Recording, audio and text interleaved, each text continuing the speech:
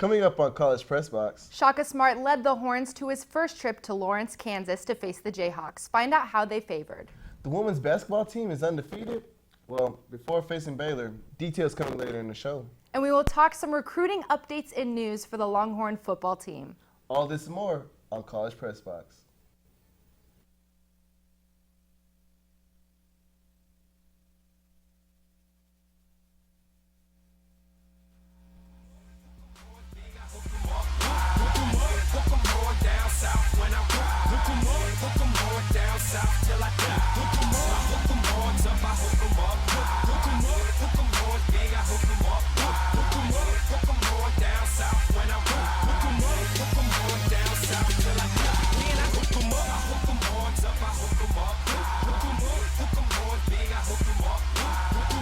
Good evening and welcome to my first spring semester edition of College Press Box. I'm your host, Julien Owens, and with me tonight is Jessica Robinson. Hello, Jessica. Hello, Julian. It's great to be back on the 40 Acres for 2016. I'm excited to see what these spring sports have to offer this upcoming season. Well,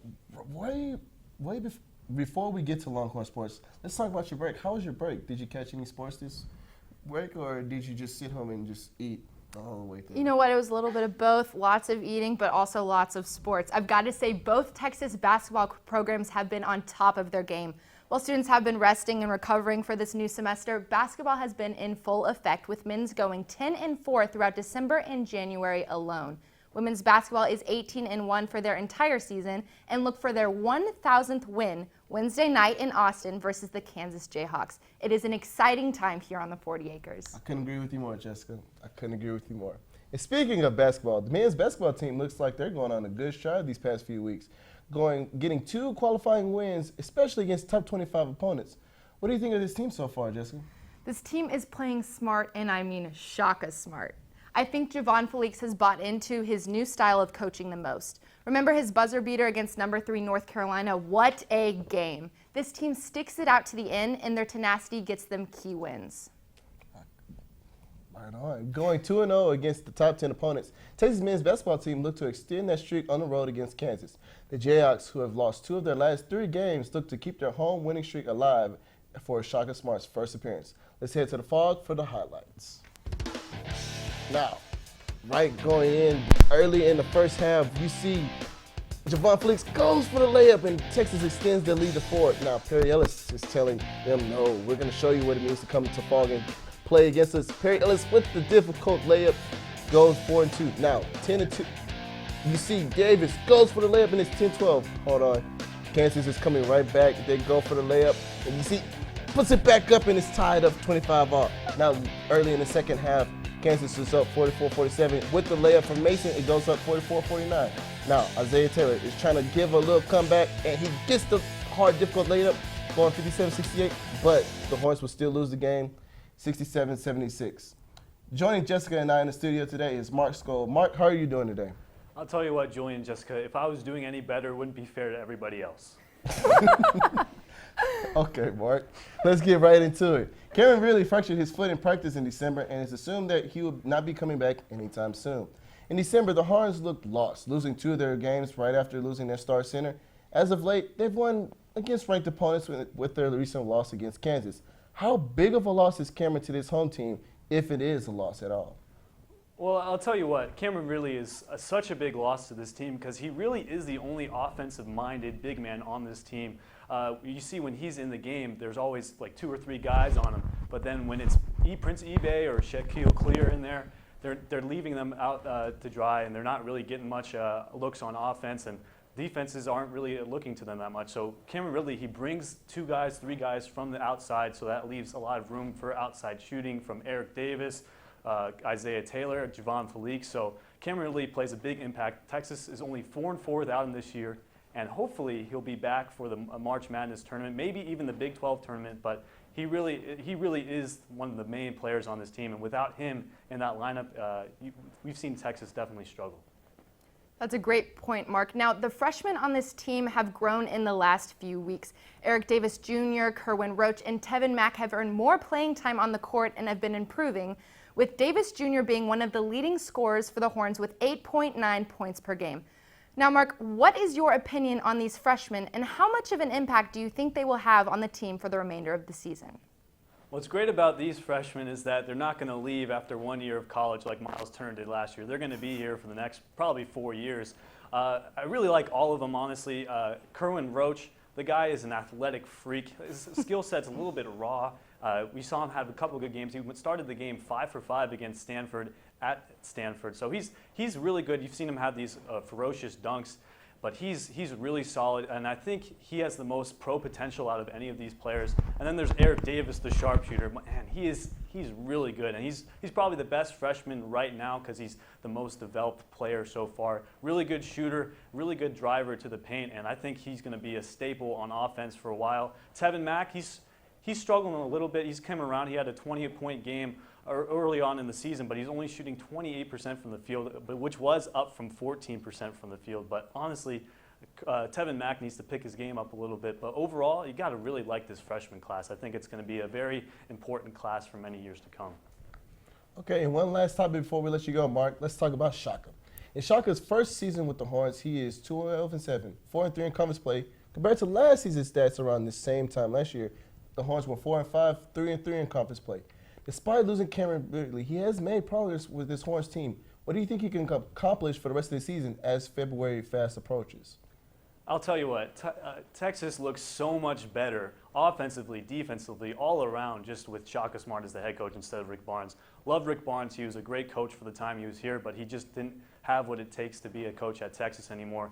But what you love from this guy is that he's making these players that were okay under Rick Barnes into really good players under Shaka Smart. Connor Lambert, I'm not really a great player. I mean, he was a good role player over the past few years, but this year he's turned into like a must-have player on this team. He had a career-high 15 points against Kansas, and you see it like all everywhere. You talk about the wrecking havoc system, and all these players are just elevating their game, playing really hard for Shaka Smart, and you gotta love it. I think this program is only going up from here. You see Connor Lambert's game elevating. Javon Felix has 25 points at the buzzer beater against North Carolina.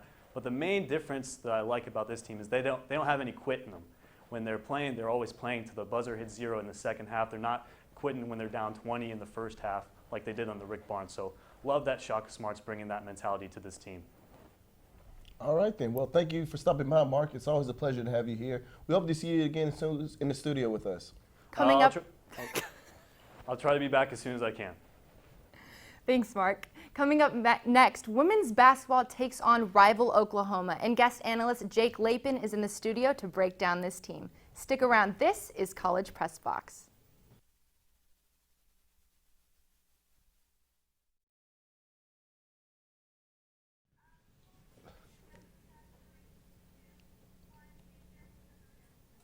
Welcome back to College Press Box, your #1 source for Longhorn sports coverage on the 40 acres. Texas women's basketball took on rival Oklahoma in their 19th game of the season.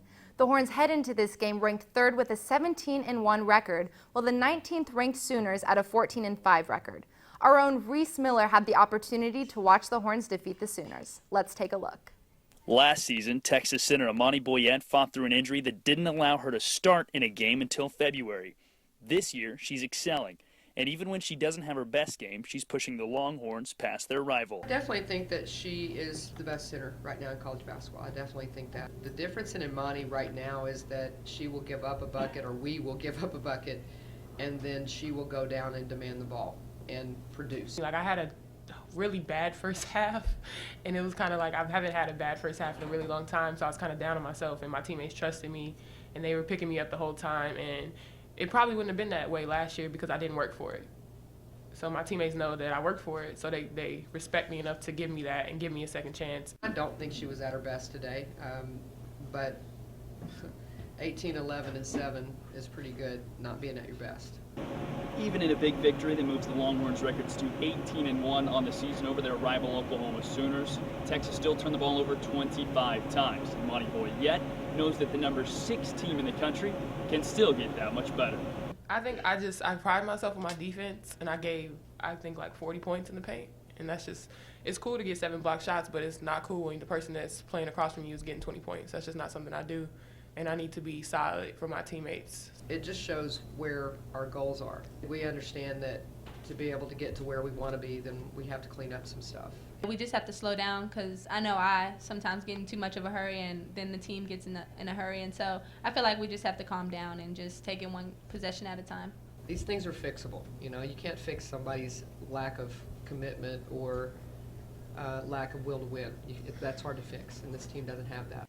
Texas does have a chance at win number 1,000 Wednesday night against Kansas. Reese Miller, College Press Box. Joining Julian and I in the studio this evening is our women's basketball analyst, Jake Lapin. Jake, how are you doing this evening? I'm great, guys. Thanks for having me. It's good to have you here, Jake. The Longhorns went 16-0 this season. I repeat, the Longhorns went 16-0 compared to the 14-2 start they had last year. Jake, do you see a completely different team from last year, or do you see the same team that will struggle towards the end of the season? Well, I actually think these teams are pretty similar when you look at it. Last year, the team also got to a very hot start, started 13-0, a few big wins against ranked teams. They were looking good until NECA and Impali went down with that injury. That really set them back. They went over a brutal stretch, lost 8 out of 10. But they recovered in time for the postseason and were able to make it to the Sweet 16. This year, of course, no NECA and Impali. She's gone. She graduated. But a lot of those same key role players from last year are back with another year of experience under their belt, including last year's postseason run, which I think will really help them in the long run. Imani Boyette, Empress Davenport, the seniors of this team, leading them. You have Brooke McCarty has another year under her belt, Ariel Atkins, a couple of sophomores who are no longer freshmen. Plus, there's a lot of freshman talent this year as well, LaShawn Higgs, Jordan Hosey. So I think this team will not have those same struggles as last year, provided that they stay healthy. I'd have to agree with Jake on this one. The team looks a lot like it looks the exact same. Yes, they started a very hot start right now. They're 18-1. They look good, but I think it's a different mindset. Like Anna and Polly, she was a big centerpiece for that team last year, and when she fell, that's when the team basically fell on their season. But I think Boyette is picked up where Anna and Polly left off, and it just looks really good for her. I think she's going to have a great role for the Longhorns going towards the season. I think they're not going to go as bad as they did last year. They might have 2 or 3 more losses in the season, but I think they have a very big rough road, and I think they'll get it done and go to deep in the NCAA tournament. But let's continue on your next question, Jake. On January 17th, Baylor handed the Horns their first loss of the season, going 80-67. Texas trailed throughout the whole second half without trying to cut into the Bears' lead, but they couldn't even get close. Imani Boyette recorded her 9th triple-double, though, but her performance was still not enough to win the game. What do you believe was the contribution to the Horns losing to the Bears? I mean, look, Baylor was clearly their biggest test so far in Big 12 play. It was a number 4 versus number 6 matchup, and even at home, the Longhorns couldn't take care of Kim Mulkey and the Bears. I mean, Baylor's been one of the premier college hoops programs for women's in the past decade. They're a good team. Alexis Jones, Nina Davis, they both went off, but the biggest issue for Texas was turnovers. They had 21 turnovers that game, and Baylor was on the fast break way too often. They were able to build a huge lead, and Texas dug itself a hole too deep to crawl back from, which they tried to near the end, but Baylor was able to put them away. That's a great point, and I think that Baylor definitely agree with the decade thing. They have been a women's basketball powerhouse for however many years now going on, and I think that the 21 turnovers was another big issue. One thing kind of questionable is they had 25 turnovers in their last game on Saturday, and they won that, and they had 21 versus the Bears, but I feel like one time you turn it over against the Bears and that'll do it for you. It's a great point. Now moving on to the second question. Since their loss against the Bears, the Horns won 2 straight, going 18-1 this season and still lead the conference. Again, the Horns look promising this season, but how far do you think this Longhorn team will go? Look, they're a good team. They might even be one of the best on the 40 acres. Before the loss to Baylor, they got off to a tremendous start. They beat tested teams, Tennessee, Stanford, and number 9, Mississippi State. I mean, those are all good wins. So they clearly have the talent to compete with some of the best in the country. And even their Big 12 record, these teams aren't as good, but the margin of victory has been ridiculous. Before that Baylor game, they had only trailed for all of 12 seconds in conference play. So they're a force to be reckoned with, excuse the cliche. But the problem is they're still in that second tier, I think. You still have UConn at the top, three-time defending champion. They've lost one time in the past season and a half, haven't lost since last November. Texas lost to them in the tournament in the Sweet 16 by 51 points. And even though they're better, they're not that much better. So I don't think they can actually go all the way with it this year, but a Final Four team would not be inconceivable for these girls. I'd have to agree with Chick on this one. They look promising. They really do look promising. I think they will probably either be first or second in the Big 12 play going in towards the NCAA tournament. I think they will have a very strong hope. But like as Jake mentioned, going into playing in the season and playing in the tournament is two different categories. And just from their tournament play last season, it was really difficult to see them just struggle throughout it, especially against UConn. As he said, they went 50-plus points just losing to UConn. It was just like they were outmatched bad. So the thing is, I would have to agree, unless they really up their game up against UConn, unless they have something that we haven't seen yet against these Horns team, I think they'll probably go in the Sweet 16 or maybe Elite 8 unless they meet somebody top tier again. Well, thank you, Jake, for your analysis. It was a pleasure, and I hope to see you again for the rest of the week, man. Guys, always a pleasure. Appreciate it. Well, when we come back, we take a look into the Pro Swim Series, and we'll discuss some recruiting updates from Coach Strong's football team and have an update on Longhorns in the NFL. Stay tuned.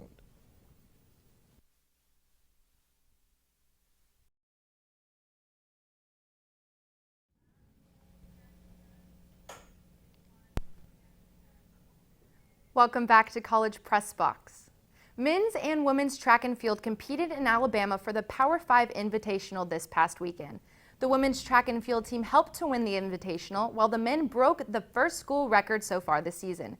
Chris Irvin, Zach Bilderback, Byron Robinson, and AJ Bailey combined to break the school's record in the 4x400 meter relay. Texas women scored the most points overall, with 24 going to SEC women, and the men added 25 to the SEC men's overall effort. On Friday, January 15th, former Longhorn goalkeeper Abby Smith became the first Longhorn in program history to be drafted to the National Women's Soccer League, or NWSL. She was selected in the 27th overall pick in the draft, which is in the third round. Smith was selected by the Boston Breakers. Her career on the 40 acres include, but are not limited to, breaking the school's record of shutout record with 30, 6 of which came from her last season as a Horn, 96 saves, and recording a league high of 5.33 saves per month. Congratulations, Abby. From football to football, Texas looks to recruit some big names for the upcoming National Signing Day. Coach Strong is on a campaign to recruit offensive and defensive linemen for the Horns as February 3rd is fast approaching.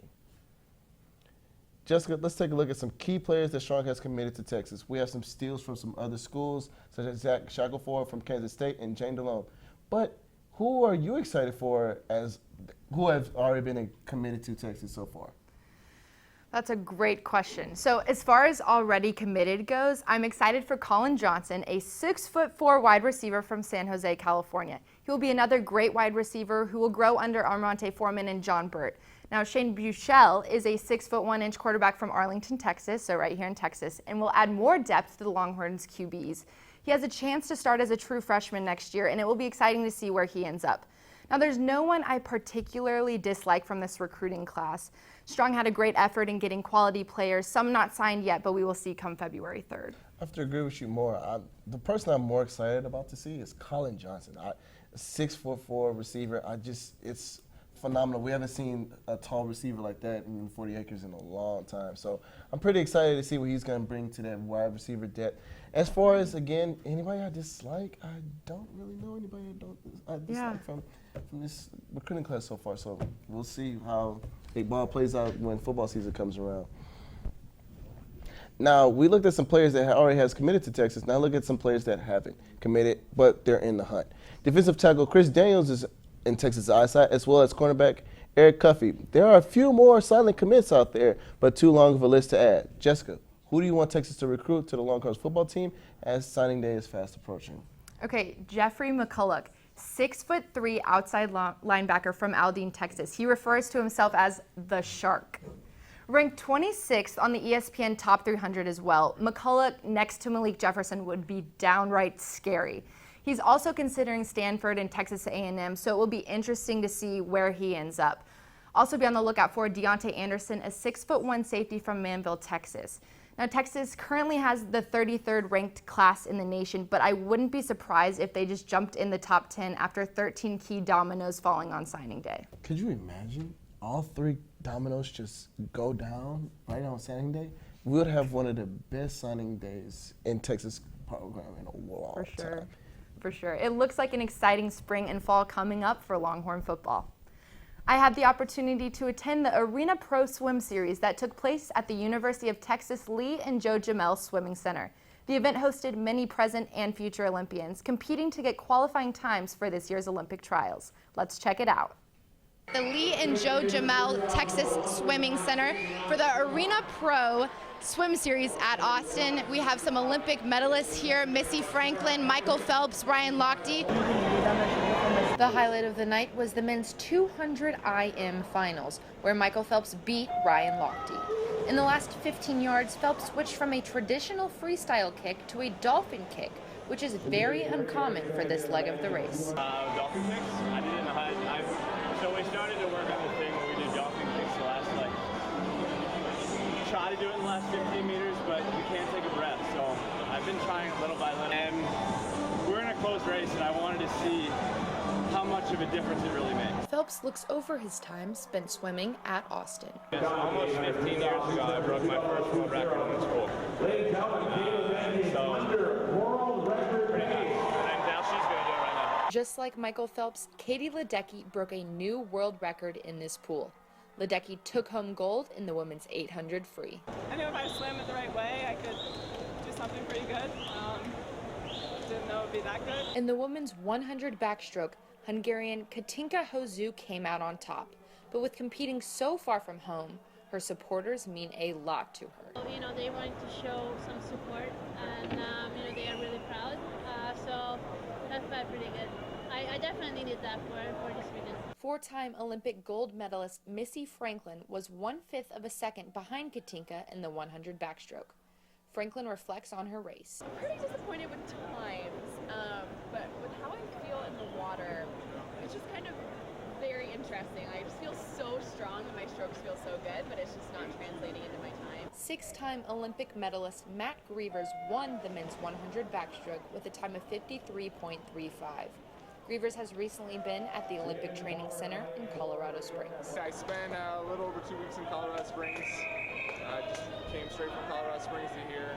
So training was really hard and really good. And I think hopefully some of that work will transfer throughout the rest of the season. Olympians past, present, and future battle it out from others around the world to get qualifying times to compete in this year's Olympic teams. Jessica Robinson, College Press Box.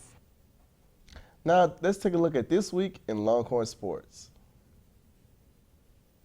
On Tuesday, men's basketball team will face TCU at 7 p.m. You can catch that on Longhorn Network.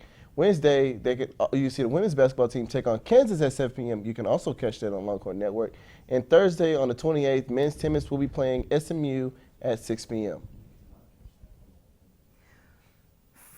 Friday the 26th through Saturday the 30th, men's and women's swim and dive is taking on Arizona at 4 p.m. Men's golf will be at Arizona for the intercollegiate. Track and field cross country will also be at the Razorback Invitational and Howie Ryan Invitational. Saturday the 30th, men's basketball versus Vanderbilt at 11 a.m. You can catch that on ESPN2. And women's basketball versus Kansas State, that will be at 7 p.m. and that will be on ESPN3. And to wrap everything up, Sunday on the 31st, men's tennis will be playing at Ohio State. Now, all right, Jessica, before we go, and it's almost Super Bowl time, and you know we have to do one more time to see how Longhorns are doing in the NFL. So let's pop that graphic up real quickly. Now, the only person advancing into the Super Bowl this year, which is quite odd, is Fozzie Wigger. Just him? Yeah, just him. Just look at Come on, Arizona. Texas. But let's look at everybody else who's been eliminated. New England, Malcolm Brown, Terrell Brown, and then let's look at all those Arizona players that didn't even play. Cardinals. Come on. This is a very sad year for Longhorns. This is a very, very sad year.